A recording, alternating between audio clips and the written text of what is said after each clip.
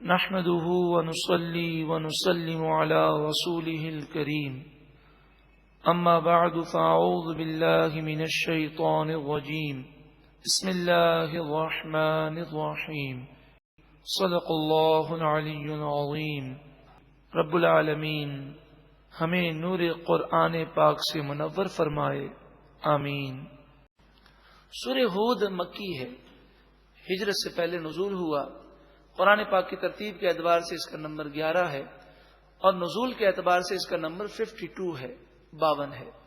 اس میں 123 آیتیں اور 10 رکوع ہیں۔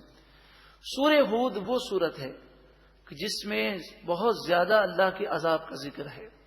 جب یہ سورت نازل ہوئی تو نبی اکرم صلی اللہ علیہ وآلہ وسلم بہت روئے، اور اس سورت کے نازل ہونے کے بعد آپ کا یہ معمول تھا کہ جب آپ رات کو نماز کے لیے کھڑے ہوتے تو اتنا روتے کہ حضرت عائشہ صدیقہ رضی اللہ تعالی عنہا فرماتی ہیں کہ آنسو آنکھوں سے ٹپک کر زمین پر گرتے۔ وہ جو سید المعصومین ہیں، جو معصوموں کے سردار ہیں، جنت کے سردار ہیں، جن کی شفاعت کے صدقے میں سب جنت میں جائیں گے، وہ اتنا اللہ کا خوف رکھیں۔ ہم گناہگار ہو کر ہماری آنکھیں گناہوں پر آنسوؤں سے تر کیوں نہیں ہوتی؟ بسم اللہ الرحمن الرحیم، اللہ کے نام سے شروع جو بہت زیادہ مہربان نہایت رحم کرنے والا۔ الف لام غ، حروف مقطعات۔ واللہ ورسولہ اعلم بمرادہ، مفسرین نے فرمایا کہ اللہ اور اس کا رسول صلی اللہ علیہ وسلم اس کی مراد بخوبی جانتے ہیں۔ کتاب احکمت آیاتہ، یہ قرآن وہ کتاب ہے جس کی آیتیں حکمت شدہ ہیں، جس میں حکمتیں ہیں۔ ثم فصلت، پھر تفصیل شدہ ہیں، ایک ایک بات کی تفصیل موجود ہے۔ من لدن حکیم خبیر، حکمت والے خبردار رب العالمین کی طرف سے ہے یہ کتاب۔ اللہ تعبدوا الا اللہ، کہ تم اللہ کے سوا کسی کی پوجا نہ کرو۔ اننی لکم منہ نذیر و بشیر، بے شک میں اللہ کی طرف سے تمہارے لیے نذیر ہوں، اللہ کے عذاب سے ڈرانے والا ہوں، بشیر ہوں، اللہ کے نعمتوں اور جنت کی خوشخبری سنانے والا ہوں۔ وَأَنِ اسْتَغْفِرُوا رَبَّكُمْ، اور تم اپنے رب سے معافی مانگو، استغفار کرو۔ ثُمَّ تُوبُوا إِلَيْهِ، پھر اس کی طرف رجوع لاؤ۔ استغفار کرو گے اور رجوع لاؤ گے تو تمہیں کیا فائدہ ملے گا؟ آخرت کی بھلائیاں، قبر کی راحت تو اپنی جگہ ہے۔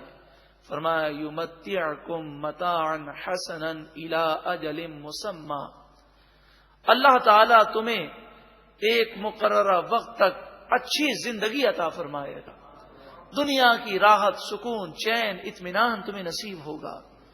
وَيُؤْتِ كُلَّ ذِي فَضْلٍ فَضْلًا، اور اللہ تعالیٰ اس توبہ اور استغفار اور عبادت کی برکت سے اپنے فضل سے تمہیں ہر فضل اور ہر نعمت عطا فرمائے گا۔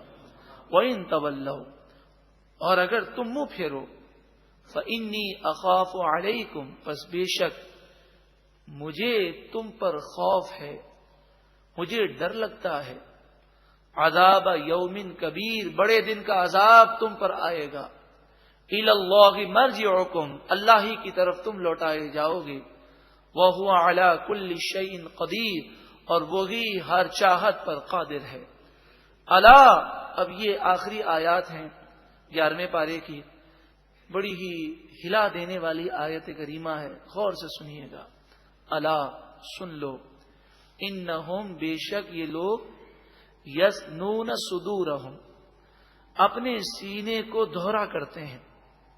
مراد یہ ہے کہ وہ بنیان بھی پہنتے ہیں، اوپر لباس بھی پہنتے ہیں، سینہ چھپ جاتا ہے، لوگوں کے سامنے آتے ہیں، بڑی میٹھی باتیں کرتے ہیں، لیکن دل میں جو بغض ہے یا دل میں جو حسد ہے یا جو گناہوں کی نیتیں ہیں یا جو گناہ ہم چھپ کر کرتے ہیں، وہ کیا ہم اللہ سے چھپا سکتے ہیں؟ لِيَسْتَخْفُوا مِنْهُ، وہ سینے کو دوہرا کرتے ہیں تاکہ اس سے وہ اپنے سینے کے راز کو چھپا سکیں.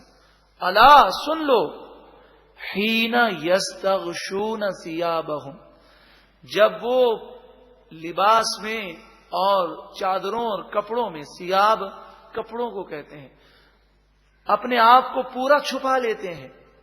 رضائی میں، چادر میں انسان پورا چھپ جائے، پورا اندر چلا جائے، پھر بھی جان لو یعلم، اللہ جانتا ہے، ما یسرون، جو وہ چھپاتے ہیں، وما یعلنون، اور جو وہ ظاہر کرتے ہیں.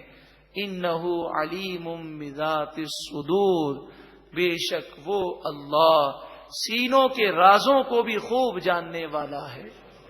نصیحت ہے، عبرت ہے، درس ہے کہ اللہ نیتوں کو جانتا ہے، اللہ ہمارے گناہوں کو جانتا ہے، اللہ دیکھ رہا ہے.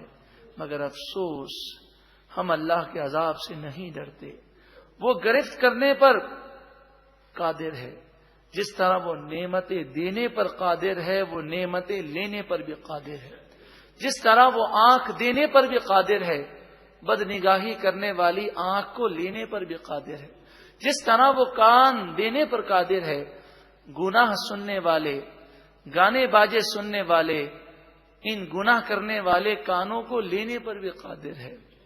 ہم اس کے عذاب سے کیوں نہیں ڈرتے؟ اللہ تعالی ہمیں اس کے عذاب کا خوف عطا فرمائے. سچی پکی توبہ کر کے نیکیوں بھری زندگی گزارنے کی ہم سب کو توفیق عطا فرمائے.